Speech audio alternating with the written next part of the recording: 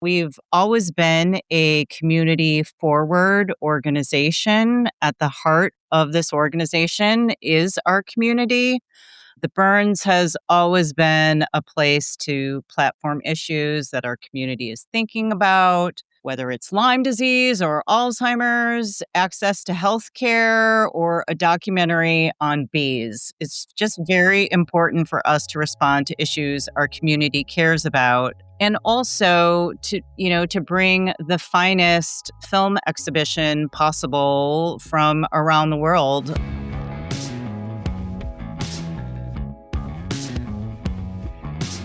This is the Box Office Podcast. I'm Daniel Loria, the editorial director of Box Office Pro, the pulse of theatrical exhibition.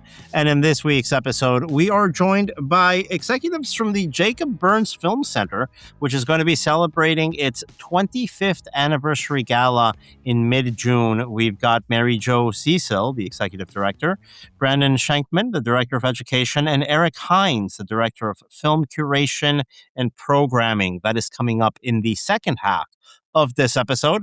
But before we get there, we've got a lot of good news to go over because we're coming out of a better than expected Memorial Day weekend. Of course, there was a slide. We expected there to be year over year, but some of the results here were extraordinary. We're going to be going over those shortly. And then we are also going to be previewing what we expect to be one of the biggest surprises at the box office in 2026. That is Backrooms from A24, which is currently tracking to a very surprising opening weekend. Joining me today here on our panel from the Box Office Network's Romeo Duchêne and from Box Office Pro, Rebecca Pahle. Guys, welcome back. Romeo, I understood you went to the movies last weekend and caught up with the movie of the moment, Obsession, which posted a 39% improvement week over week, almost unheard of for something like this. I can't even remember last time we had something do this well on a week over week basis. I shared my thoughts last week on this podcast. I didn't love it, but I could see the potential here of this being the movie of the moment. We saw that last week, 61% of the audience was over the age of 25. And I noted, hey, there's a lot of audience left for this movie. There's a huge possibility for people ages 15 to 25 with a parent or guardian or coming in after that 17 plus rated R policy to discover this movie. That happened last weekend. You're slightly above the age of 25, Romeo. You're spiritually 25, as Rebecca and I are. What were your thoughts on Curry Barker's Obsession? Well, hello, everyone. Yeah, my partner and I went to the AMC Century 15 to watch Obsession on Sunday afternoon. And I can say that not just the Obsession screening room was packed, but the whole movie theater was fully packed. It's been a long time I didn't see something like this. It was good to see. And Obsession, I mean, the screening room, like I said, was packed and everyone was reacting basically at the same time. It's been a long time I didn't see that much of a communal experience into the screening room. And I know what you think about the movie. I really like the movie, probably because there's a lot of Easter eggs that keep the conversation going online after you watch the movie. So, yeah. It welcomes repeat viewings, and I think that's part of this phenomenon we're seeing at the box office. And ultimately, as we discussed last week, whether you like it or you don't like it, it's a movie that engenders conversation. It's a movie you have to talk about after you see it, which is exactly why it's the movie of the moment, which is exactly why it's a theatrical phenomenon. And Romeo, I think that was probably the case for you and your partner. Did she like the movie? Well, how did she come out thinking? She loved the movie way more than me, because I was a little bit like you at first, because I remember your comment about the main character being a little bit of a, I don't know how to say it without a French word. Yeah, I mean, let's say it's the sort of gentleman we probably didn't hang out with too much growing up. But you definitely know that guy. It's an archetype of a guy. Yeah, but while watching, I was thinking about you, and I was thinking would have worked if it was the opposite. If it were like someone I would love to relate to, and I'm not sure. So right, yeah, no, very interesting. Creating the conversation, and I think this movie is gonna hold very well for the next following weeks. Yeah, we're going to go into that hold shortly. Rebecca, I know you can't wait to see Obsession. You're trying to make all the movies fit. I am as well, by the way. I'm watching 3 movies theatrically between Wednesday and Friday. this week. While we're on deadline for a magazine, by the way, it's going to be interesting. Rebecca, what did you catch last weekend? I caught up with The Devil Wears Prada 2 with my friend Eric and his mom. We went and saw it for one of the oldest, purest reasons in the book. Their AC was out, and we needed to go to the movies to get that sweet, sweet AC. And being that we didn't think his mom was going to love Obsession. No, probably not a good... no, I mean, your parents saw it. Your mom didn't love it, right? Yeah, so my dad did. I mean, I'm still gonna get out to see it, but yeah, I didn't love Devil Wears Prada. I think I was just maybe expecting too much by way of it not being quite so similar to the first one. It was a little too samey for me there. But then on Thursday, I caught the Mandalorian and Grogu's, which was. It was a mixed bag experience. I caught it at the AMC Lincoln Center, IMAX 3D, all the bells and whistles. I'm glad I saw it that way because the story doesn't hold up, but it looks great. It said the score was amazing. The 3D was amazing. And I like theory. We had Elizabeth Frank, the CEO of Real D, on our podcast last week, going over just the evolution of this format, the fact that there are more 3D movies coming out this summer. So it's not just you watch it even the little once every 3 years on Avatar. Even the little Star Wars themed IMAX countdown that they do before the movie, the 10, 9, 8, they did a custom Star Wars one for it. It just looked great. The 3D looked spectacular. And I like, in theory, Star Wars going back to its, serial Flash Gordon pulpy roots. I just didn't really care about any of the characters. I came out thinking this would have been, for me, like the quintessential airport movie if it didn't look and sound so great in that better format. I think I saw it in the best format to see it. And it was good. Thursday preview audience, sold out crowd. It was a good experience. I mean, I was definitely seeing people on the subway on the way there who were wearing Star Wars shirts. Like, I know where you're going. They're still there. That's good. We need more of that. We need to promote it. We need to make sure people feel comfortable coming to the movies and making it an event. It's been a number of years, since 2019, that we had a Star Wars theatrical release. Unfortunately, this movie couldn't live up to the already low benchmark in context of Star Wars that 2019 Solo, a Star Wars story, put in.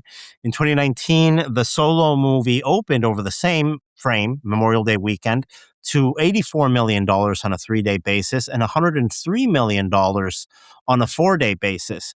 Mandalorian and Grogu opening here in 2026, Memorial Day weekend, on a 3-day basis of $81 million, just under that $84 million benchmark, and in a 4-day estimate of $100 million. That is the bottom of our 4-day forecast we had for this title. And Romeo warned us last week, where it very much seemed like the type of fan-driven movie where pre-sales gave you a great base to start off with.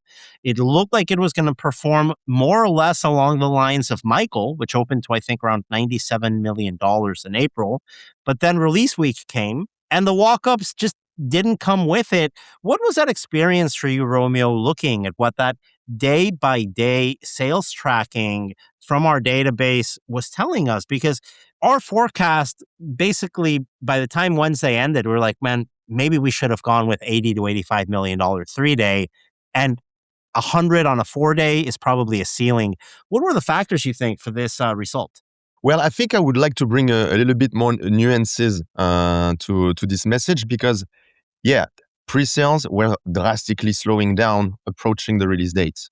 And I have to say, before Friday, we're like, maybe it will go way lower than I was expecting. But then woke up kind of saved the opening weekend, honestly. To my point, they kind of saved Star Wars and Mandalorian Grogu, because if the woke up didn't follow, it could have been way worse, in my opinion. So I think I was quite surprised. Looking at hours by hours, day by day, I was quite surprised by the strength of this weekend, actually.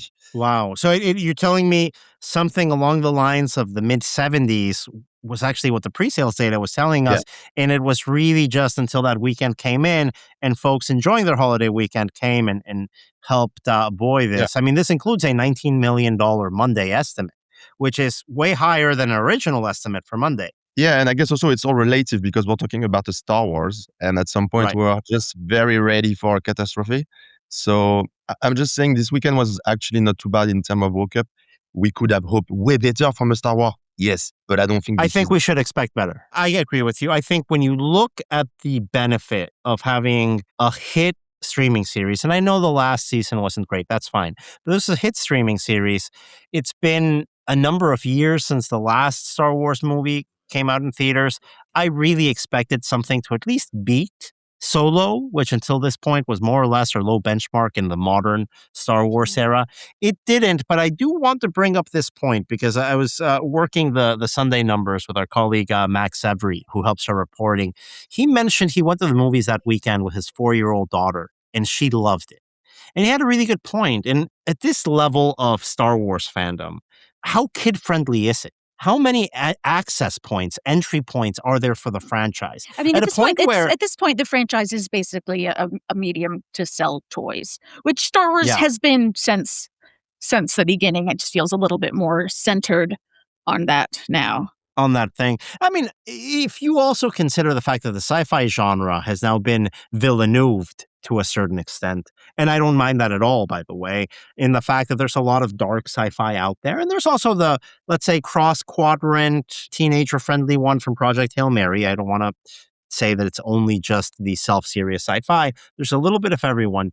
But to Max's point, he mentioned that there weren't that many like kid-friendly sci-fi movies he could go out there to watch with his Sure. family over the last couple of years, and I think that's a positive here. So maybe in the coming weeks, Mandalorian and Grogu can reconnect and rekindle with that family audience, with those children coming in and finding that magic of the theatrical experience, and the drops might not be as steep.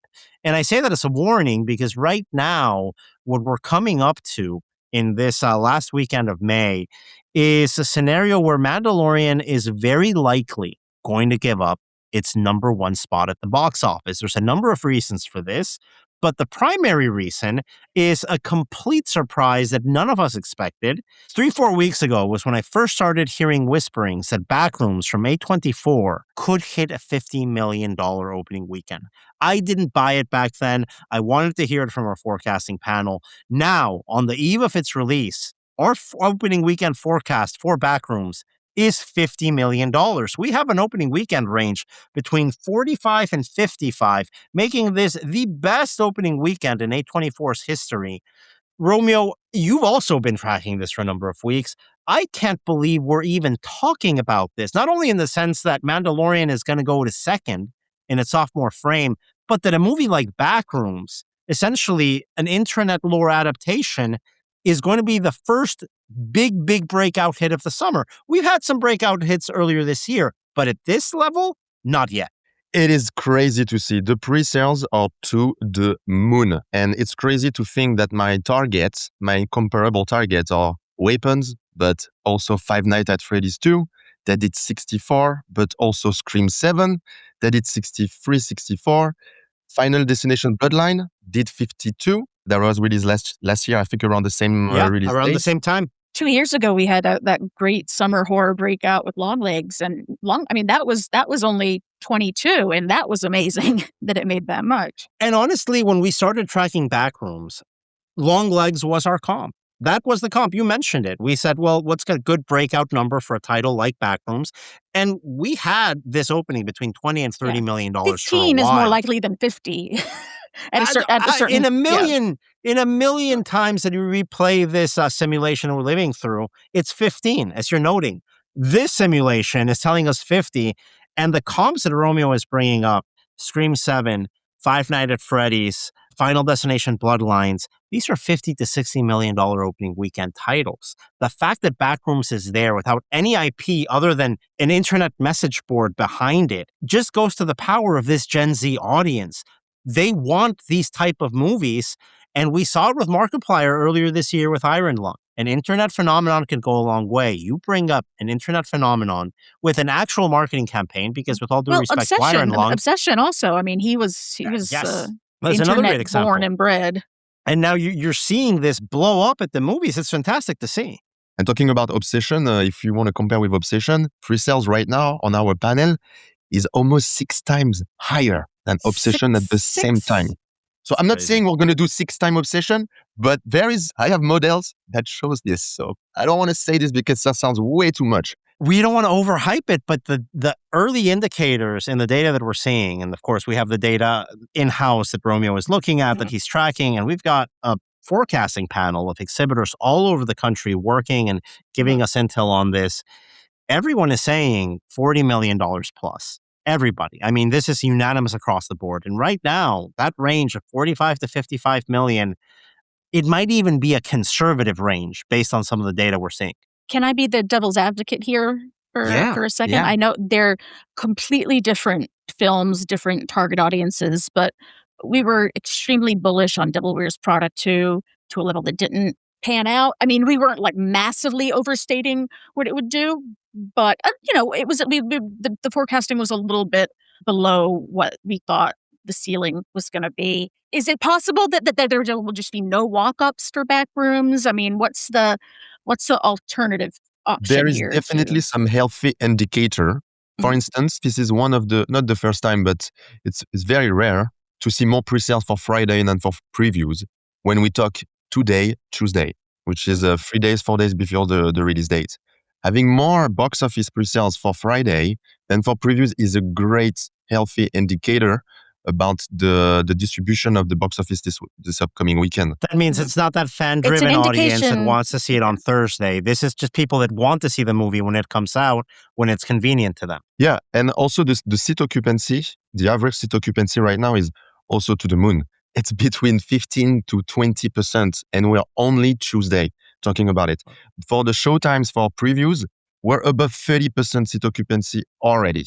So, and if I extrapolate, so get your tickets now. I'm gonna get my tickets as soon as we finish recording here, because yeah, and I'm not even talking about shows that could happen at 12, and I'm also talking about the show that can run at 1 p.m. So it's an average seat occupancy. So it could be You're not looking at the primetime seat occupancy, which of course is way higher. You're looking at the 11 a.m. matinees for a horror movie on a weekday workday, right? And you're putting that into consideration. This is great news. With this title, it's almost even more impressive when you consider this is not a movie that has any premium footprint, or at least not much of one, if it's going to be on the odd. Yeah, that's a good question. I don't know what the premium footprint is going to be right now on something like Backrooms, but to your point, Rebecca, this isn't a watch it in a premium format marketed title. And neither was Obsession, by the way. Watch it in a crowded theater title. Exactly. Yeah. Watch it in any auditorium. It's going to be a good experience.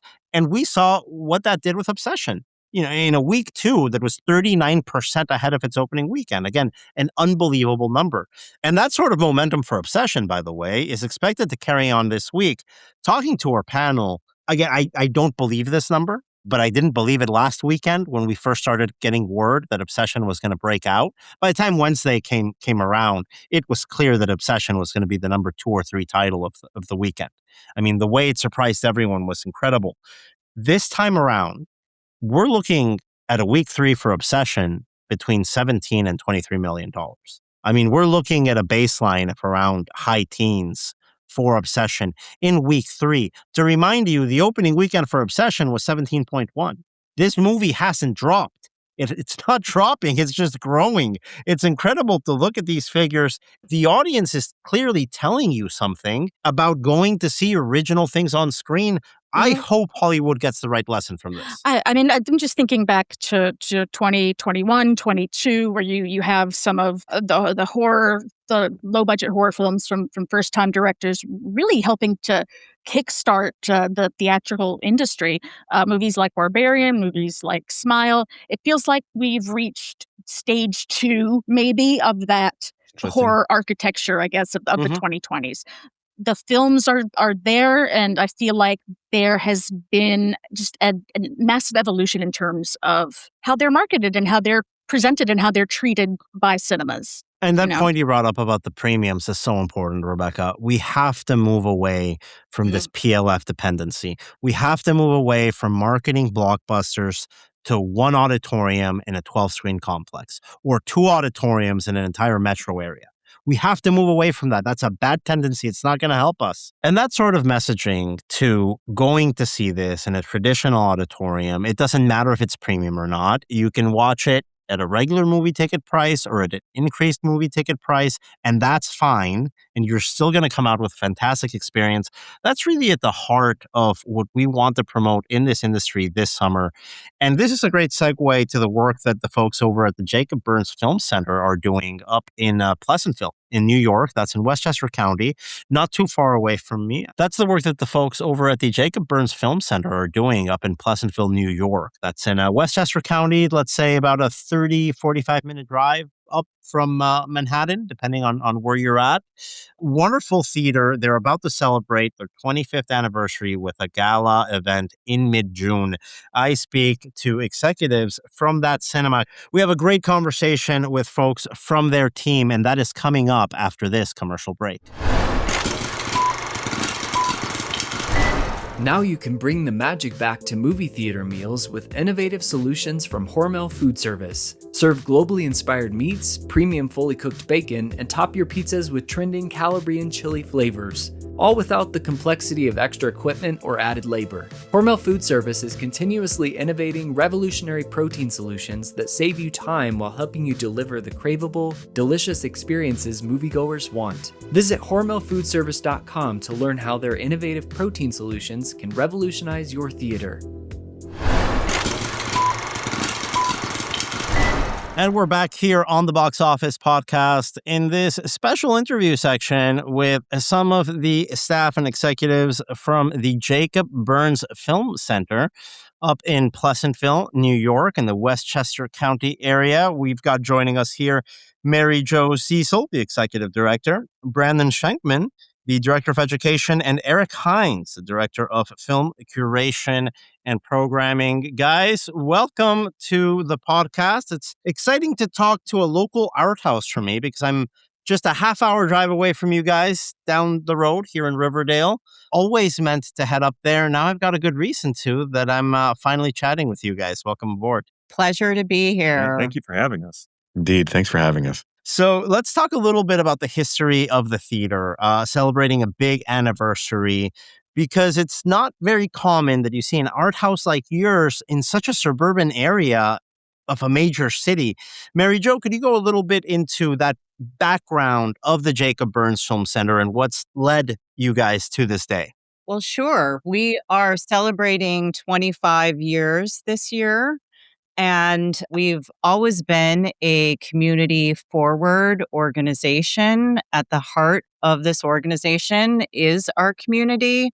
The Burns has always been a place to platform issues that our community is thinking about, whether it's Lyme disease or Alzheimer's, access to healthcare, or a documentary on bees. It's just very important for us to respond to issues our community cares about. And also to bring the finest film exhibition possible from around the world with our talented curators under the artistic direction of Eric Hynes. So it is a place where we have brought in thousands of filmmakers.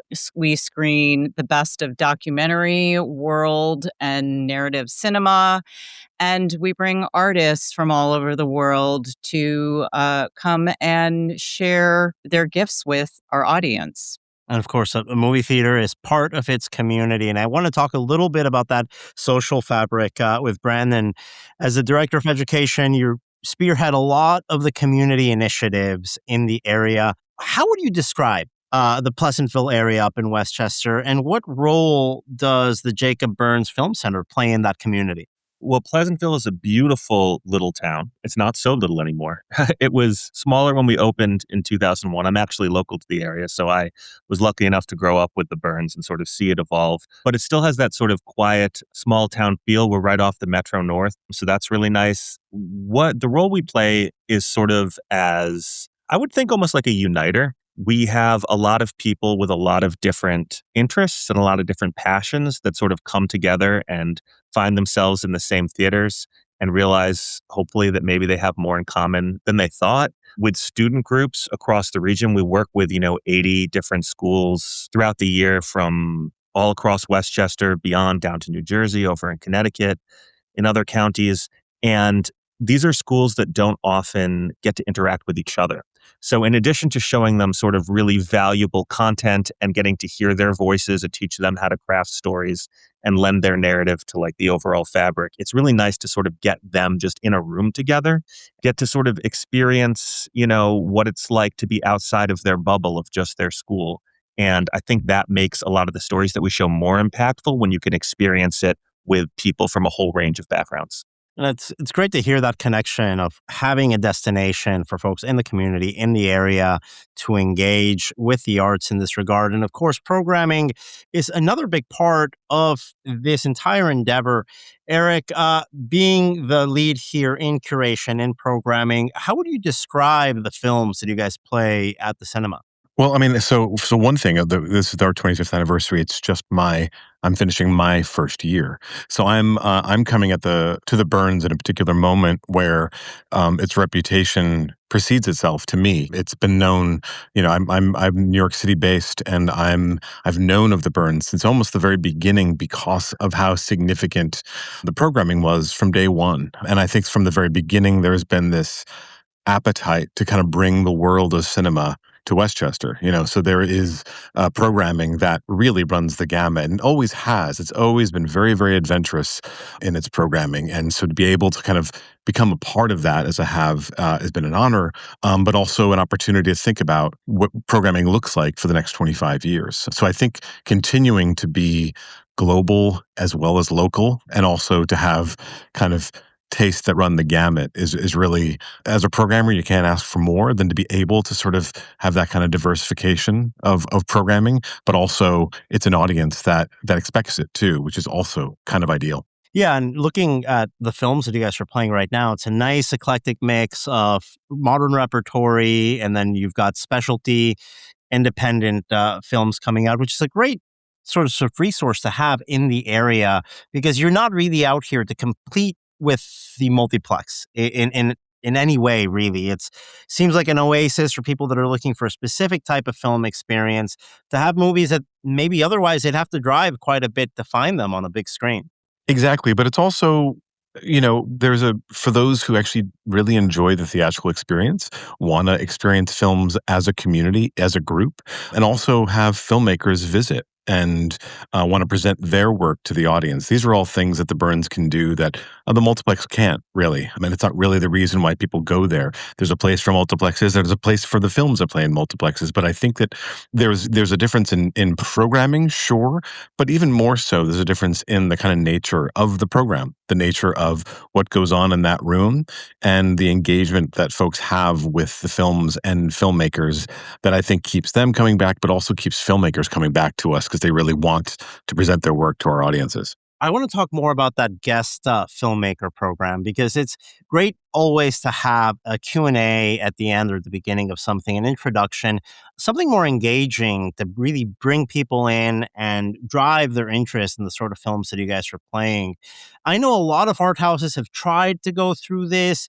It can get quite expensive really quickly. So I wanted to hear from the three of you. How would you describe your offerings in terms of bringing guests to speak at your theater? And B, what advice would you give to other art houses around the nation that are considering starting a similar program? Well, I mean, I think a lot of art houses definitely have speakers. They have guests. We're not alone in that, but it's kind of in the DNA of the Burns. If, the founder, Steve Apcon, approached this from the very beginning of kind of thinking of this as kind of like a communal opportunity to become literate citizens, and also to have filmmakers have kind of an ideal audience for their work.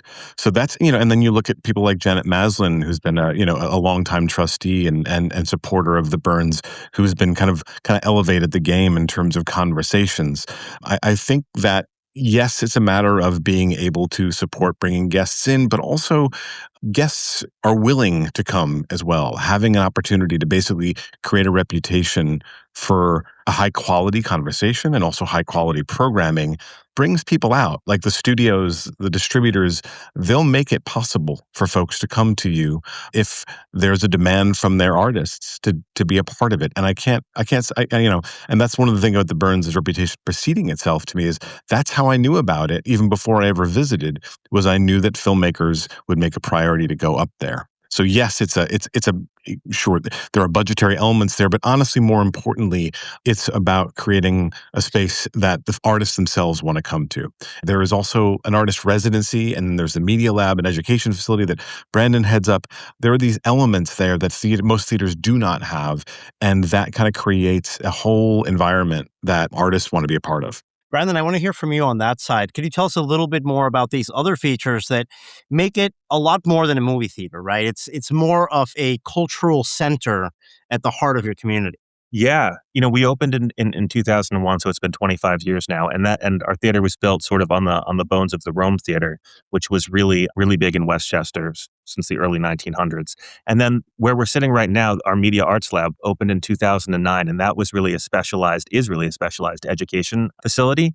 And what we do is we just try and get as many students, young, old, at any age as we can through our doors every year. We serve about 6,500 people yearly, a lot of them through school programs. Our school programs are for grades 3 through 12. And, when the Burns was founded, it's one mission, but we called it a dual mission. The education mission has always been sort of the same. I really think it's the world around it that's evolved a little bit. We just try to give students, the tools of a filmmaker, the tools to analyze and sort of like deeply critically think about what they're seeing, whether that's film or television or social media, and also the creative abilities to really lend their voice to the conversation, to be creators themselves. We think that's really important to being a citizen in today's society. And that takes the form in various school programs that teach visual literacy. We have screening programs where students get to interact directly with directors and producers and actors and have student-led Q&As. We have creating programs and after-school programs where they learn to make films and we screen them at our theater. And then sort of at the highest level, we have fellowships with NYU Tisch and Imagine Entertainment and Stony Brook University. And these high school fellowships, which are free of charge and stipend supported, are really there to take the budding filmmakers of the future, the people that really want to potentially live a life in the arts, and give them sort of the boost they need and the skills they need and the portfolio they need to either go directly into the industry or get into like a really good higher education program. Oh, it's great to have those resources, obviously. And it also helps to bring all this up when you're looking to engage your member base. Membership programs, as we know, are the lifeblood of a lot of art houses. And I wanted to ask you about that, Mary Jo.